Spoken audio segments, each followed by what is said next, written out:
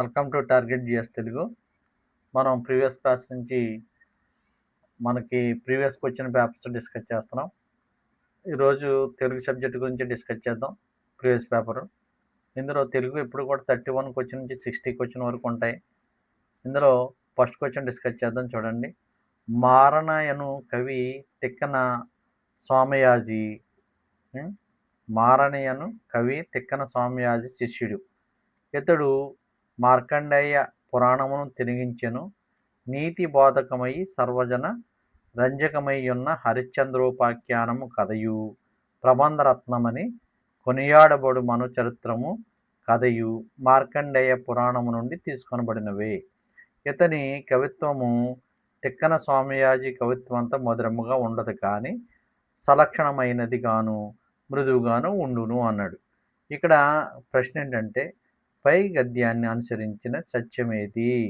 పై గద్యాన్ని అనుసరించి వీడిచ్చిన 4 ఆప్షన్లు సత్యమేది అన్నాడు. చూడండి, మార్కండేయ పురాణము మూల కథ మను చరిత్రలోనిది అన్నాడు. ఇది ఎక్కడ కూడా ఇందులో మనం మార్కండేయ పురాణం మను చరిత్రలోనిది మనం ఎక్కడ చదవలేదు.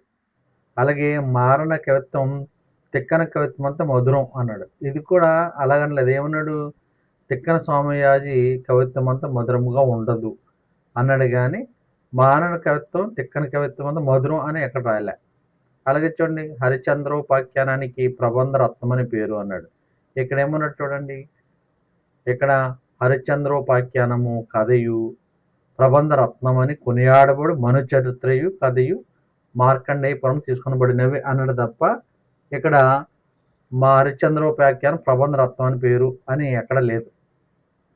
ఇంకా ఇంకోటి ఏంటంటే, మార్కండేయ పురాణాన్ని మారణ తెలుగులోకి అనువదించాడు అన్నాడు. చూడండి, ఇక్కడ మార్కండేయ పురాణాన్ని మార్కండేయ పురాణం తీసుకుని ఇతని కవిత్వం తిక్కన స్వామి కవిత్వం మధురం ఉండదు, కానీ మృదువుగా ఉండదు. అయితే ఇక్కడ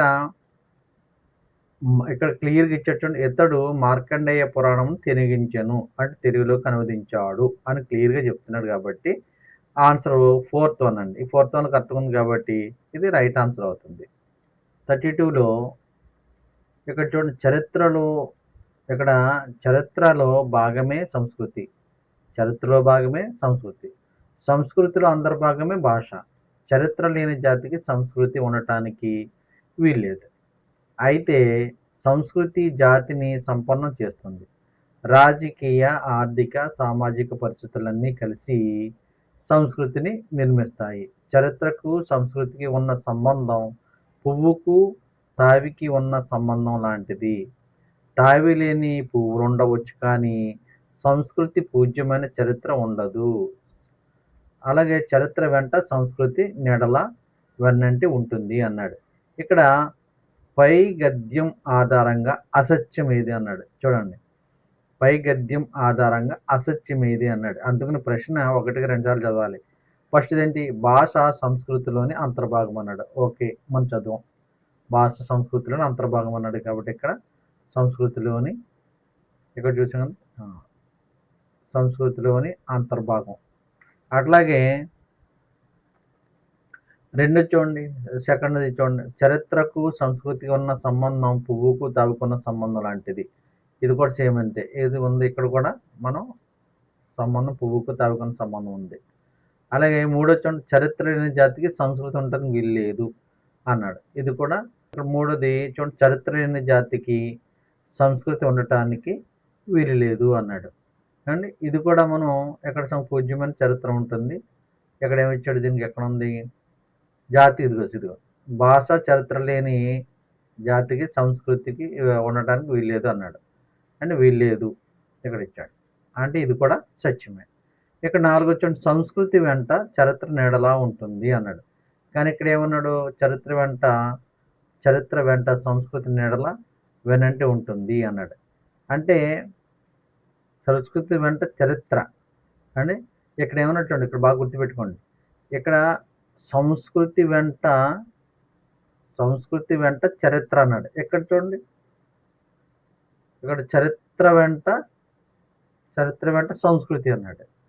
అర్థమైందండి ఇక్కడ? అంటే ఇక్కడ చరిత్ర వెంట సంస్కృతి అన్నాడు, ఇక్కడ సంస్కృతి వెంట చరిత్ర నీడలా వెనంటి ఉంటుంది అన్నాడు. ఇది రాంగ్ ఆన్సర్. అంటే దీని అసత్యం ఏది? ఇందులో మనం అసత్యం అన్నాడు కదండి, అసత్యం ఏదవుతుంది? నాలుగోది అవుతుంది. దీని ఆన్సర్ ఫోర్త్ వన్ ఆన్సర్ అవుతుందండి. అర్థమైంది కదండి. క్వశ్చన్ నెంబర్ 33 చూద్దాం. ఉత్తమ గుణములు నీచున కెత్తెరుగున కలుగనేర్చు నెయ్యడలం దాని తెత్తి కరిగిపోసిన నెత్తటి బంగారు మగని ఇరలో సుమతి అన్నాడు. బద్దెన చెప్పిన విషయం ఏంటంటే, దీని యొక్క భావం ఏంటంటే, నీచ స్వభావం కలిగిన వ్యక్తికి ఎంత మంచి బోధ చేసినా, ఎంత మంచి గుణాలు నేర్పడానికి ప్రయత్నించినా అతను వాటిని సులభంగా అలవర్చుకోలేడు. ఎలా అంటే, ఇత్తడిని ఎంత కరిగించి పోసినా అది బంగారంగా మారదు కదా అన్నాడు. అంటే అలాగే చెడు స్వభావం ఉన్నవాడు సులభంగా ఉత్తముడిగా మారడు అంటున్నాడు. కానీ చెడు స్వభావం ఉన్నవాడు కొంచెం ప్రయత్నం చేస్తే మంచివాడుగా మారవచ్చు. దీని యొక్క ఉద్దేశం చూడండి, ఉత్తముడు ఉత్తముడే, నీచుడు నీచుడే అని ఇక్కడ ఎక్కడ చెప్పలేదు. అంటే ఉత్తముడు ఇంద్రుడు అక్కడ చెప్పలేదు. అలాగే ప్రయత్నం వల్ల నీచుడు ఉత్తముడు కావచ్చు అన్నాడు. అంటే ఇక్కడ చూడండి, నీచున కెత్తెరుగున గలుగ నేర్చు, అంటే ఉత్తమ గుణములు నీచున కెత్తెరుగున గలుగ నేర్చు అన్నాడు. అంటే ఏంటి, ప్రయత్నం వల్ల నీచుడు ఉత్తముడు కావచ్చు అని. అలాగే ఇక్కడ నెత్తడి బంగారు మగునే ఇలలో సుమతి అన్నాడు. అంటే ఇత్తడిని కరిగిస్తే బంగారంగా మారుతుంది అన్నాడు. అంటే ఇదేంటి, బంగారంగా మారుతుందని ఇవ్వలేదాడు, మారుతుందా అని అడుగుతున్నాడు. అలాగే మనుషుల్లో ఉత్తమ నీచ భేదాలు ఉండకూడదు అని కూడా పద్యంలో ఎక్కడ ఇవ్వలేదు. కాబట్టి దీని ఆన్సర్ 2 అవుతుందండి. ఆన్సర్ 2 అవుతుంది, రైట్ ఆన్సర్. క్వశ్చన్ నెంబర్ 34 చూడండి. కమలములు నేట బాసిన గమలాప్తుని రశ్మి సోకి కమిలిన భంగిన్, అంటే తమ తమ నెలవులు దప్పిన దమమిత్రులు శత్రువులోట తద్యము సుమతి అన్నాడు. అంటే ఇక్కడ కమలాప్తుడు అన్నాడు కదండి. కమలాప్తుడు అంటే ఎవరు, కమల పువ్వులకి ఏం కావాలంటే ఎండ కావాలి. అంటే కమలాప్తుని రశ్మి సోకి కమిలిన భంగిన్ అన్నాడు. అంటే ఇక్కడ ఏం చెప్తున్నాడు, కమలాప్తుడు అంటే ఎవరు, కమలాప్తుడు రశ్మి సోకి అంటే రశ్మి ఎవరికి వస్తుందండి, సూర్యుడికి వస్తుంది కదా. సూర్యుడు రైట్ ఆన్సర్ అవుతుంది.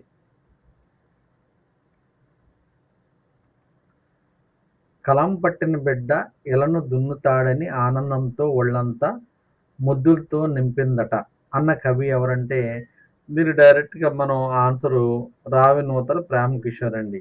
దీన్ని రావినూతల ప్రేమ్ కిషోర్ అని చెప్పొచ్చు. క్వశ్చన్ నెంబర్ 36 అండి. ఇది క్రింది వాటిలో మా ఊరు ఏరు పాఠానికి సంబంధించి సరికానిది ఏది అన్నాడు. అంటే ఇది గేయ కదండి. ఇది గేయ కథ కరెక్టే, గేయ కథ కరెక్టే. అలాగే రచయిత మధురాంతకం రాజారాం అన్నాడు. ఇతను రచయిత ఎవరనుకుంటున్నారు ఇక్కడ, ఇక్కడ రచయిత మధురాంతకం ఒక విద్వాన్ విశ్వం అండి. దీన్ని రచించిన వాడు విద్వాన్ విశ్వం అనే అతను విలాసిని అనే గేయాన్ని నుంచి తీసుకున్నారండి దీన్ని. ఏది, మా ఊరు అనేటువంటి 3వ తరగతి పాఠం, తెలుగు పాఠం. ఇది విలాసిని అనే గేయ సంపుటి. ఇది రాసిన వారు ఎవరంటే విద్వాన్ విశ్వం రచించిన, అంతేగాని మధురాంతం రాజారాం కదండి ఇక్కడ. అందువల్ల ఇది తప్పు. విలాసిని అనే గేయ సంపుటిని తీసుకున్నది రైట్ ఆన్సర్. అలాగే ఈ గేయ ఇతృత్వం ప్రకృతి వర్ణన కాదండి. ఇది ప్రకృతి వర్ణన కాకుండా అక్కడ ఉన్నటువంటి ఆ ఊర్లో ఉన్నటువంటి పరిస్థితులన్నిటి కూడా అక్కడ వివరించడం జరిగింది. అంటే గ్రామీణ జీవనం, గ్రామంలో ఉన్న జీవనం ఎలా ఉంటుంది, ఆ ఏరియా ప్రాముఖ్యత ఏంటనేది ఇక్కడ వివరించడం జరిగింది. ఇది ప్రకృతి వర్ణన కదా, ప్రకృతిని వర్ణించలేదు, కానీ ఇక్కడ గ్రామీణ జీవనం ఎలా ఉంటుంది, అలాగే ఆ ఏరియా ప్రాముఖ్యత ఏంటనేది ఇక్కడ చెప్పడం జరిగింది. అందువల్ల ఆ ఈ మాత్రమే సరికానివి. అంటే అర్థం కదండి. Question number 37. మనల్ని మనం ఉన్నతంగా తీర్చిదిద్దుకోవాలని తెలపడమే ఉద్దేశం గల పాఠం ఏంటి అన్నాడండి. అంటే మేలిమలుపు అండి. మేలిమలుపు అంటే ఇది 8వ తరగతిలో సెమిస్టర్ 2లో ఉందండి. ఇది మేలిమలుపు అనేది అది ఇందులోను మనల్ని మనం ఉన్నతంగా తీర్చిదిద్దుకోవాలని తెలపడం ఉద్దేశం ఉంది. మమకారం అంటే ప్రేమ గురించి చెప్తుందండి. హితోక్తులు అంటే హితవు చెప్తూ ఉంటుంది. నాటు చదువు అంటే చదువు యొక్క ముఖ్య ఉద్దేశం చెప్తూ ఉంటుంది. కానీ ఇక్కడ ఈడు అడిగింది ఏంటంటే, మనల్ని మనం ఉన్నతంగా తీర్చిదిద్దుకోవాలని తెలపడం ఉద్దేశం గల పాఠం ఏదంటే మేలిమలుపు అనే పాఠం. అంటే ఇది ఒకటోది కాబట్టి ఒకటోది ఆన్సర్ రైట్ ఆన్సర్ అవుతుంది. Question number 38. పాఠ్యాంశాలు ఇతివృత్తాలు జతపరచండి అన్నాడండి. అంటే ఇక్కడ ధర్మ నిర్ణయం అన్నాడు కదా, ఇది స్థల పురాణానికి సంబంధించిన ధర్మ నిర్ణయం అనేది ధర్మ నిర్ణయం స్థల పురాణం. అలాగే చిరమాలిన్యం అన్నాడండి. చిరమాలిన్యం అనేది కష్టజీవుల శ్రమ అనేది ఇతివృత్తం అందింది. చిరమాలిన్యం అంటే కష్టజీవుల శ్రమ. అలాగే సందేశం అనేది మానవ విలువల గురించి చెప్తుందండి. సందేశం అనేది మానవ విలువల గురించి చెప్తుంది. అలాగే పరివర్తన అనేదేమో పిల్లల స్వభావం గురించి చెప్తుంది. అంటే దీన్ని బట్టి ఆన్సర్ ఇది రెండోది ఆన్సర్ అవుతుంది. సంబంధిత పదాలతో సమాసాలు జతపరచండి అన్నాడండి. అంటే ఇక్కడ ఫస్ట్ జలధరము అని ఇచ్చాడు కదండి. జలధరము అనేది జలము ప్లస్ ధరము. అంటే అందులో నువ్వు జలమును ధర్మమును అని అర్థం ఉంది కాబట్టి ఇందులో నీ అని వచ్చినట్లయితే అది ద్వితీయ తత్పురుష సమాసం అవుతుందండి. ఇది అంటే జలము ప్లస్ ధరము జలమును ధరమును అని వస్తుంది. అది ద్వితీయ తత్పురుష సమాసము. ఇక్కడ దేశభక్తి అంటే దేశముతో భక్తి లేకపోతే దేశము ద్వారా భక్తి లేకపోతే దేశము చేత భక్తి అనేది తృతీయ అంటే చేత తో ద్వారా అనే విషయాలు వచ్చినట్లయితే ఇక్కడ తృతీయ తత్పురుష సమాసం వస్తుంది. అలాగే మూడో చూడండి, రాజపూజితుడు అనగండి. రాజపూజితుడు అంటే రాజు వలన పూజితుడు. రాజపూజితుడు అంటే రాజు వలన పూజితుడు అన్నాడు. అంటే ఎప్పుడైతే వలన నుండి అని వచ్చినాయో అది పంచమీ తత్పురుష అవుతుంది. అలాగే ప్రాణాధికుడు అనే ప్రాణము కంటే అధికుడు లేదా ప్రాణము మీద అధికుడు.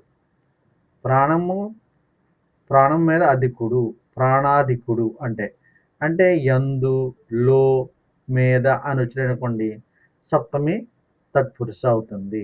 అంటే ఇప్పుడు చూడండి, జలధర్మ అనేది ద్వితీయ తత్పురుషము, దేశభక్తి అనేది తృతీయ తత్పురుషము, రాజపూజితుడు అనేది పంచమి తత్పురుషము, ప్రాణాధికుడు అనేది సప్తమి తత్పురుషము. అంటే ఈ గుర్తుపెట్టుకోవాలి. ద్వితీయ తత్పురుషం అనగానే చేత తో ద్వారా అని ద్వితీయ తత్పురుషం అంటే. తృతీయ తత్పురుష అంటే మనం చేతతో ద్వారా అని, ద్వితీయ తత్పురుషం అంటే నీ అని, అలాగే పంచమి తత్పురుషం అంటే వలన నుండి అని వస్తే పంచమి తత్పురుష అని. అంటే అది వాడు ఇచ్చిన విగ్రహ వాక్యానికి అర్థం. సప్తమి తత్పురుషం అంటే యందు లో మీద అని అర్థం వస్తుంది. వితతి పదానికి అర్థం ఏంటి అని వితతి పదానికి అర్థం ఏంటంటే సమూహము లేదా వరుస లేదా విస్తృతి అనే అర్థం వస్తుందండి. అది వితతి అంటే సమూహము వరుస విస్తృతి అని వస్తుంది. దీనికి మనం సమూహం అని ఇచ్చాడు కాబట్టి ఇందులో సమూహం అనేది రైట్ ఆన్సర్ అవుతుందండి. క్వశ్చన్ నెంబర్ 41 చూడండి. మనకి చిక్కుల మెడలో చిలుక కొలికి తూగుటియ్యాల్లో ఊగుతుంది అండి. ఆకలి కూటికి అగంతకుల్ని పేకనుల్ని చక్కగా మింగుతుంది అన్నాడు. అంటే చిక్కుల మెడలో చిలుక కొలికి అంటే చిక్కుల మెడ అంటే ఏంటి, మన ఏంటంటే దాని గూడు కడుతుందండి. ఇది మనకి సాలీడు ఉందనుకోండి, సాలీడు గూడు ఉంటుంది కదా, చక్కగా ఇలా గూడు కట్టేసుకుని ఉయ్యాల ఊగుతూ ఉంటుంది. ఓ పక్కన ఉండేది ఊగుతుంటుంది. కానీ ఏదైతే ఆకలి కూటి అగంతుల్ని పేకనుల్ని చక్కగా ఉంది అంటే ఏదైనా వచ్చి అక్కడ అందరూ పడుకుని చక్కగా వెళ్ళి తినేస్తూ ఉంటుంది. ఎవరంటే ఏగ ఉందనుకోండి, ఏగ గూడు కట్టదో ఏమండి, దోమ కట్టదో, తేనెటెక్కదు, సాలీడు మాత్రం చక్కగా గూడు కడుతుంది. అందులో అన్నీ చిక్కుకుంటాయి కాబట్టి దీని ఆన్సర్ సాలీడు ఆన్సర్. సీమ పదానికి సరైన నానార్థాలు గుర్తించండి అన్నాడు. సీమ అనేదండి దేశం దేశం వరిమడి గుర్తు అనేది అర్థం అండి. సీమ పదానికి సరైన నానార్థాలు ఏంటంటే దేశం వరిమడి గుర్తు అనేది అర్థం. అంటే రెండోది ఆన్సర్ రైట్ ఆన్సర్ అండి. క్వశ్చన్ నెంబర్ 43 త్రికరణములు అంటే మనోవాక్కాయములు, దేవ పితృ ఋషి రుణాలు, మనోబుద్ధ్య అహంకార చిత్తాలు, సామభేద దానములు అనడండి. అంటే ఇక్కడ త్రికరణములు అంటే ఏంటంటే ఫస్ట్ది మనోవాక్కాయములు అంటే ఏంటంటే మనము మనస్సు మాట శరీరంతో చేసినటువంటి కార్యాలను త్రికరణాలు అంటారండి. అంటే మనం మళ్ళీ ఒకసారి చెప్తాను చూడండి. మనస్సు మాట శరీరంతో చేసే కార్యాలని త్రికరణములు అంటారు. వీటిని రుణాలు అంటారండి. ఇక్కడ రుణాలు అంటారు. అలాగే వీటిని మూడో దాన్ని మనం ఏమంటాం అంటే అంతఃకరణ చతుష్టాలు చూడండి. మనో మనో బుద్ధ అహంకార చిత్తాలు ఎన్నున్నాయండి? నాలుగు నాలుగు ఉన్నాయి. వీటిని చతుష్టయాలు అంటారు. అంతఃకరణ చతుష్టయం, అంతఃకరణ చతుష్టయం అంటారు దీన్ని. అలాగే నాలుగోది చూడండి, సామ భేద దానములు. అంటే ఇవి రాజనీతి ఉపాయాలలో భాగం అండి. సామ భేద దానములు అనేది ఇవి రాజనీతి ఉపాయాలలో భాగం. అంటే త్రికరణములు అంటే ఏంటి? ఇప్పుడు అర్థమైంది కదా మీకు. రచనలను సంబంధిత కవులతో జతపరచండి అన్నాడండి ఇక్కడ. ఇక్కడ కూలిరాజు అనేది రచన బోయి భీమన్న రచన అండి అది. అలాగే విలాసిని విద్వాన్ విశ్వం అండి. ఎందుకంటే మనం విన్నాం కదండి, మా ఊరి ఏరని పాఠం రాసిందంటది విద్వాన్ విశ్వం అండి. అలాగే రాజయోగ సారం అనేది తరగొండ వెంగమాంబ యొక్క రచన. అలా బాలకవి శరణ్యం అనేది గిడుగు వెంకట రామూర్తి గారి రచన. ఇది గుర్తుపెట్టుకోవాలి. Question number 45. 45లో చూడండి ఏమన్నాడు? క్రింది వాటిలో సరికానివి ఏది అన్నాడు. క్రింది వాటిలో సరికానివి ఏవి అన్నాడు. చూడండి, తోకలేని పెట్ట 90 ఆమడలు పోతుంది అన్నాడు. అంటే ఇది తోకలేని పెట్ట 90 ఆమడలు పోతుంది అనేది ఏం చెప్తాడు మనం? ఇది సరైన పొడుపు కదా అని చెప్తాం. అంటే క్రింద ఒకటి సరికానివి అన్నాడు కదా. ఇక్కడ పొడుపు కథ ఏంటి? తోకలేని పెట్ట 90 ఆమడలు పోతుంది అనేది మనకి పొడుపు కథ. అలాగే చూడండి, చెవినిల్లు కట్టుకొని పోరు అన్నాడు. చెవినిల్లు కట్టుకొని పోరు అన్నాడు కదా. ఇది నానుడి అండి. ఇది జాతీయం కాదండి. ఇది నానుడి. ఇది నానుడి. చెవినిల్లు కట్టుకుపోరు అని అంటాం కదా అప్పుడప్పుడు. ఇది నానుడి. అట్లాగే మూడోది ఏమిచ్చాడు? 90 ఆమడలు వెళ్ళైన తోలు బొమ్మలాట చూడాలి అన్నాడు. అంటే ఏంటంటే ఇది సామెత. ఇది ప్రసిద్ధ సామెత అండి. చాలామంది ఎక్కువ వాడుతూ ఉంటారు ఇది. 90 ఆమడలు వెళ్ళైన తోలు బొమ్మలాట చూడాలనేది ఒక సామెత. అలాగే కాకి పిల్ల కాకికి ముద్దు అన్నాడండి. కాకి పిల్ల కాకికి ముద్దు అంటే ఇది నానుడి కాదండి. ఇది సామెత. ఇది కూడా నానుడి కాదు, సామెత అండి. కాకి పిల్ల కాకికి ముద్దు అన్నాడు. అంటే ఇప్పుడు ఇందులో సరికానివి ఏమిటండి? ఆ, ఈ వచ్చింది అండి. అర్థమైంది కదండి.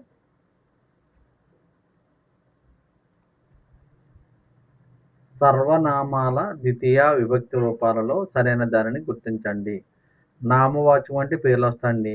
సర్వనామాల్లో అది ఇది అని వస్తుంది కదండి. ఇప్పుడు దాన్ని అని అనుకోండి, అది అని రావాలి ఇక్కడ. మీరు అన్నప్పుడు దాన్ని అని రాకూడదు అండి. అలాగే వాళ్ళు వాళ్ళని, ఇది బాగా నచ్చింది. నేను మనల్ని, నేను అన్నప్పుడు నన్ను అని రావాలండి ఇక్కడ. సర్వనామంలో ద్వితీయ వ్యక్తి నన్ను అని రావాలి. అలాగే మీరు అన్నప్పుడు మిమ్మల్ని అనాలి కానీ అతడు అనకూడదు. దీనికి అసలు సంబంధమే లేదు. అంటే సర్వనామాల ద్వితీయ విభక్తిలో రూపాలు సరైన దాన్ని గుర్తించాలంటే వాళ్ళు అనగానే వాళ్ళని అని రావాలండి. ఇది రైట్ ఆన్సర్ అవుతుంది. క్వశ్చన్ నెంబర్ 47లో క్రింది వాటిలో దంత్యాలు అంటే ఏమిటి? దంత్యాలు అంటే ఏం లేదండి, దంతాన్ని తగిలి పలికే మాటల్ని అక్షరాన్ని దంత్యాలు అంటాం. చా చా అని అనుకోండి, దాన్ని ఏం పలకట్లేదు కదా. జా యా జా జా అన్నప్పుడు మన పళ్ళకి తగలట్లేదు, దంతాలకి. ల అనగానే చూడండి, స య స ఇలాగా మనం పలుకుతున్నాం కాబట్టి చూడండి, ల స అనేది మనం ల స అనేది మనం పళ్ళకు తలిచి పలుకుతున్నాం. అలాగే య స అనేదాన్ని కూడా సే అని పలుకుతున్నాం. రెండు కూడా దంత్యాలతో సంబంధం అండి. అంటే ఈ ఎక్కడ ఉంది చూడండి, ఇది మూడోది రైట్ ఆన్సర్ అవుతుంది. మీకు దంత్యాలు ఇవన్నీ సంబంధించినటువంటి వీడియో కూడా చేశాను, చూడండి. ఇక్కడ బలుసు వారు ఉత్తర దేశ యాత్ర గ్రంథాన్ని రాశారు అన్నాడండి. అంటే ఇక్కడ ఈయన ఏమన్నాడు? ఈ వాక్యానికి సరిపోయి కర్మిణి వాక్యం ఏది అంటే, ఇంగ్లీష్లో మనం యాక్టివ్ వాయిస్ పాజిటివ్ వాయిస్ అంటాం కదండి. యాక్టివ్ వాయిస్ అంటే డైరెక్ట్ చెప్తాడు, పాజిటివ్ వాయిస్ అంటే రచించబడింది అని చెప్తాడు. చూడండి ఎక్కడ ఉంది చూడండి, ఇది ఉత్తర దేశ యాత్ర గ్రంథం బలుసు వారిచే రచించబడింది అంటామండి. అది పాసివ్ వాయిస్ సేమ్ అంతే. అంటే ఇంగ్లీష్‌లో ఎట్లా ఉంటదో ఇందులో కూడా సేమ్ అలా ఉంటుంది. అందువల్ల రచించబడింది, రచించారు, రాసారని డైరెక్ట్‌గా అయితే ఇది రాసారనేది యాక్టివ్ వాయిస్ అండి. ఇది రచించబడిందనేది పాసివ్ వాయిస్. అంటే కర్మిణీ వాక్యం. కర్మిణీ వాక్యం అంటారు దాన్ని. Question number 49. లేపాక్షి బసవయ్య లేచి రావయ్య కైలాస శిఖరిలా కదిలి రావయ్య అన్నాడు. ఇందులో అలంకారం గుర్తించండి అన్నాడు.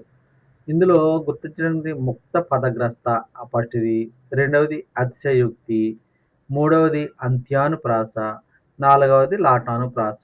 ఇక్కడ మనం చూసామనుకోండి క్లియర్‌గా అర్థమవుతుంది. బసవయ్య ఎక్కడ ప్రాస ఎక్కడికెళ్తుంది? ఎక్కడికెళ్తుందండి?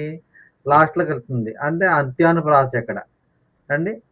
ఇక్కడ అంత్యానుప్రాస చివరి అక్షరం కలుపుతుంది కాబట్టి దీన్ని మనం అంత్యానుప్రాస అని అంటాం. కింది వాటిలో గుణసంధి పదాలు ఏవి అండి? ఇక్కడ మహా ప్లస్ ఋషి ఏమవుతుందండి? మహర్షి అవుతుంది. విద్యా ప్లస్ అర్థి విద్యార్థి అవుతుంది. గజ ప్లస్ ఇంద్రుడు గజేంద్రుడు అవుతుంది. దివ్య ప్లస్ ఓకసులు దివ్యోకసులు అవుతుందండి. దివ్యోకసులు అవుతుంది.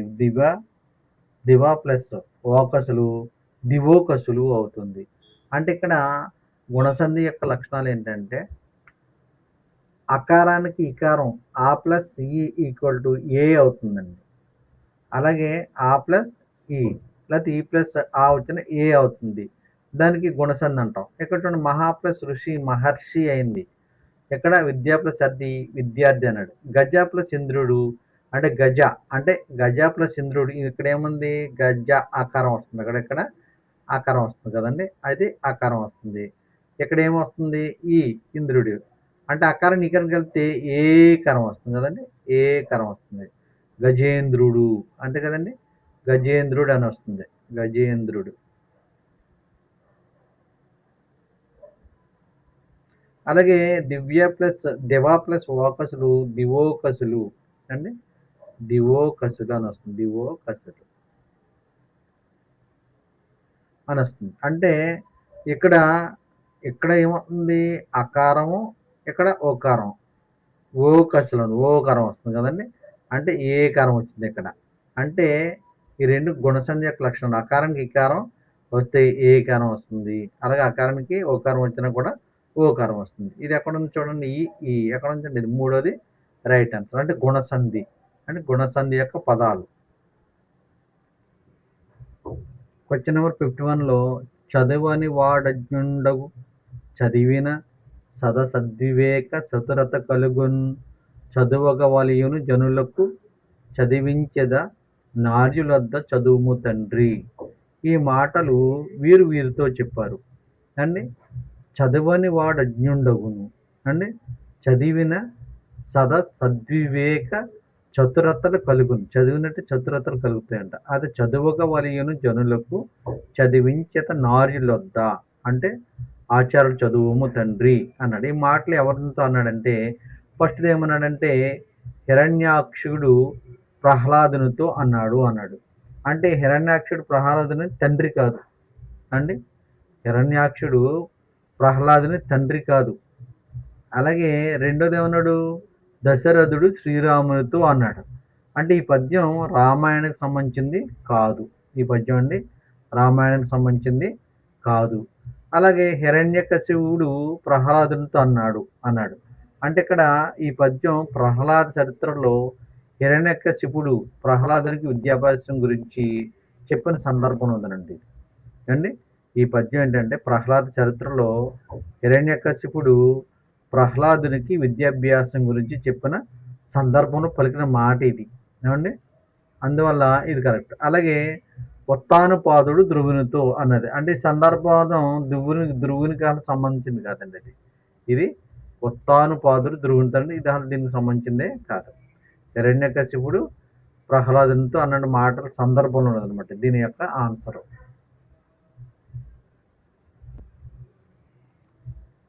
ద్విగు సమాసానికి సంబంధించి సరైనది ఏది అన్నాడు. అంటే ఇక్కడ చూడండి ఫస్ట్ది అన్య పదార్థ ప్రధానం ఉత్తర పదం విశేషణం అన్నాడు. అలాగే దాన్ని లక్షణం కాదు. అలాగే ఉభయ పద ప్రధానం విశేషణ విశేషాలు. అది కాదు. పూర్వపదం, విశేషణం, ఉత్తర పదం, సంఖ్యావాచకం అన్నాడు. కాదండి, ఎప్పుడు కూడా ద్విగు సమాసం అంటే పూర్వపదం, సంఖ్యావాచకం, ఉత్తర పదం, నామవాచకం అనేది ఈ యొక్క ద్విగు సమాసానికి సంబంధించినటువంటి సరైనది అనమాట. దీనికి సంబంధించింది ఏంటంటే క్వశ్చన్ నెంబర్ 53 చూద్దామండి. క్రింది వాటిలో సత్యాలను గుర్తించండి. ఆది గురువు 2 లఘువులు అన్నాడండి. ఆది గురువు అంటే ఏంటి? ఫస్ట్ ఆది గురువు అంటే గురువు, లఘువు, లఘువు అంటే ఇది ఏమొస్తుందండి? భగణం వస్తుంది. ఓకే, ఈ ఫస్ట్ది రైట్ కదండి, భగణం రైట్. తర్వాతది తాగణం ఉంది. తాగణం అంటే ఏం రావాలి? గురువు, గురువు, లఘువు రావాలి అంటే తాగణం అంటే గురువు, గురువు రావాలి అంటే ఆది లఘువు 2 గురువులు అన్నాడు, ఇది తప్పండి. అలాగే 3 లఘువులు అనేది నాగణం. 3 లఘువులు అంటే నాగణం అంటే ఇది కరెక్ట్ అండి, ఇది రైట్. అలాగే ఆది లఘువు, మధ్య గురువు, అంత్య లఘువు కూడా రగణం వస్తుందండి. అయితే ఇందులోను ఆన్సర్ కొంచెం తప్పు ఇచ్చినాడు, మీరు చూసుకోండి ఒకసారి. భగణం అంటే ఏంటి, తగణం అంటే ఏంటి, అలాగే నగణం అంటే ఏంటి, రగణం ఇవన్నీ ఒకసారి మీరు రివిజన్ చేసుకోండి. ఇప్పుడు తాగణం అనుకోండి, గురువు, గురువు, లఘు వస్తుంది. తాగణం అంటే కనుక గురువు, గురువు, లఘు వస్తుంది, ఇది తాగణం అవుతుంది అండి. అలాగే మనకి ఇంకేంటి రాగణం రావాలనుకోండి, లఘువు, గురువు, లఘువు ఇచ్చాడు కదండి. లఘువు, గురువు, లఘువు. ఒకసారి ఇవి రివిజన్ చేసుకోండి, తప్పులేమో తెలుస్తాయి. Question number 54. గతాన్ని తలుచుకొని వర్తమానాన్ని నెమరువేస్తూ భావిని తలపోస్తాడు అన్నాడు. ఈ వాక్యంలో అసమాపక క్రియలు వరుసగా అన్నాడండి. నేను వీడియోలో మీకు అసమాపక క్రియలు చెప్పినప్పుడు ఒక వీడియో చేస్తున్నా, చూడండి, క్లియర్గా ఉంటుంది. ఇందులో శత్రార్థం, స్వార్థం అనేది రైట్ ఆన్సర్ అండి. ఇందులో అంటే శత్రార్థం, స్వార్థం అనేది రైట్ ఆన్సర్. ఎందుకంటే సమయం ఎక్కువైంది కాబట్టి నేను వివరించలేకపోతున్నాను. దీన్ని మీరు ఒక వీడియో ఒకసారి చూడండి, అసమాపక క్రియలు అనేది చూడండి ఒకసారి. దీని ఆన్సర్ ఇది అవుతుంది. ఇది మెథడాలజీకి సంబంధించిన ప్రశ్న అండి. ఇది క్వశ్చన్ నెంబర్ 55లో క్రింది వాటిలో గ్రాంథిక భాష లక్షణం అనండి. గ్రాంథిక భాష అంటే ఏంటంటే ఇది ఎప్పుడు ప్రాచీన వ్యాకరణకు సంబంధించి ఉంటుంది. చూడండి, ప్రాచీన వ్యాకరణ లక్షణాలకు తగినట్లుగా ఉండటాన్ని గ్రాంథిక భాష లక్షణం అంటారు. దీని ఆన్సర్ చూసారు, ఇది మూడవది. ప్రాచీన వ్యాకరణ లక్షణాలకు తగినట్లుగా ఉండాలి. ఇది డైరెక్ట్ క్వశ్చన్ అనే మెథడాలజీలోను. కొన్ని పుస్తకాలను రుచి చూడాలి, కొన్నింటిని మింగివేయాలి, మరి కొన్నింటిని నమిలి ధ్యానం చేసుకోవాలి అన్నవారు ఎవరు అన్నాడండి. ఇది డైరెక్ట్గా వచ్చినండి, ఫ్రాన్సిస్ బ్యాకన్ దీని యొక్క రైట్ ఆన్సర్ అవుతుందండి. ఫ్రాన్సిస్ బ్యాకన్ అంటే ఒకటి ఆప్షన్ మీకు ఆప్షన్ 1 రైట్ అవుతుందండి, ఫ్రాన్సిస్ బ్యాకన్ అండి. ఇది క్వశ్చన్ నెంబర్ 57లో కనీస అభ్యాసం ప్రమాణాలను నిర్ధారించేటకు ఏర్పడిన కమిటీ అధ్యక్షులు ఎవరంటే చూడండి, ఇక్కడ ఆర్హెచ్ దవే అండి. ఈ కమిటీ అధ్యక్షులు ఆర్హెచ్ దవే. మనం చాలాసార్లు చదివాము, ఇది డైరెక్ట్ క్వశ్చన్. దీని ఆన్సర్ ఆర్హెచ్ దవే అవుతుంది. అలాగే నెక్స్ట్ క్వశ్చన్ చూద్దాం. పాఠశాల పత్రిక ప్రయోజనాలు అంటే లేఖన నైపుణ్యం అభివృద్ధి చెందుతుంది. అంటే పాఠశాల పత్రిక రాయటం వల్ల లేఖన నైపుణ్యం అభివృద్ధి చెందుతుంది. విద్యార్థులు తమ హావభావాలను స్వేచ్ఛగా వ్యక్తీకరిస్తారు. అలాగే పిల్లల్లో అంతర్గత శక్తులు వెలికి తీయబడతాయి. పాఠశాల పత్రిక యొక్క ప్రయోజనం అనేది ఈ 3 ఉన్నాయండి. 3 ఉన్నది ఎక్కడ ఆన్సర్ ఎక్కడ ఉందండి? 4 చూడండి, ఆ ఈ అని ఉంది కదా, ఇవన్నీ కూడా దీని యొక్క ఆన్సర్ అవుతుంది. క్రింది వాటిల్లో టీఎల్ఎంను తయారు చేయటకు ఉపాధ్యాయులకు శిక్షణను ఇచ్చే శిక్షణా కేంద్రం ఏది అన్నదండి. ఇది ఏంటంటే సిసిఆర్టీ న్యూఢిల్లీ. సిసిఆర్టీ అంటే centre for cultural resources and training అండి.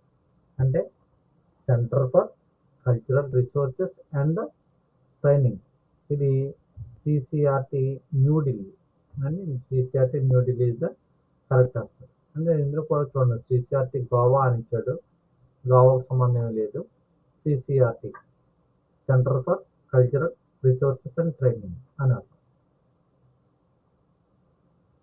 క్రింది వాటిలో వ్యాసరూప ప్రశ్నల ప్రయోజనాలు ఏంటి అన్నాడండి. వీటిని తేలికగా తయారు చేయవచ్చు అన్నాడు. వ్యాసరూప ప్రశ్నలు మనం తేలికగానే తయారు చేయొచ్చు కదండి.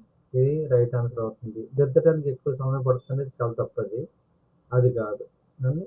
అలాగే సృజనాత్మక రచనా శక్తులు తెలుసుకోవచ్చు. నిజమే, ఒక పిల్లోడు క్రియేటివిటీగా రాస్తాడు కాబట్టి మనం ఇందులో తెలుసుకోవచ్చు. అలాగే ఎక్కువ ప్రశ్నలు అడగవచ్చు అంటే ఎక్కువ ప్రశ్నలు అడగటం కుదరదండి. ఎందుకంటే వ్యాసరూప ప్రశ్నలు తక్కువ ఉంటాయి కాబట్టి ఎక్కువ అడగలేం. అంటే దీంట్లో ఆన్సర్ ఏంటి మనకి? ఆ, ఈ అనేది రైట్ ఆన్సర్. ఆ, ఈ ఎక్కడ ఉంది చూడండి. ఆ, ఈ, ఆ మరియు ఈ అని ఇది రైట్ ఆన్సర్ అవుతుంది. మీకు ఈ వీడియో నచ్చినట్లయితే లైక్ చేయండి, షేర్ చేయండి, అలాగే సబ్స్క్రైబ్ చేయండి, అలాగే కామెంట్స్ కూడా చేయండి.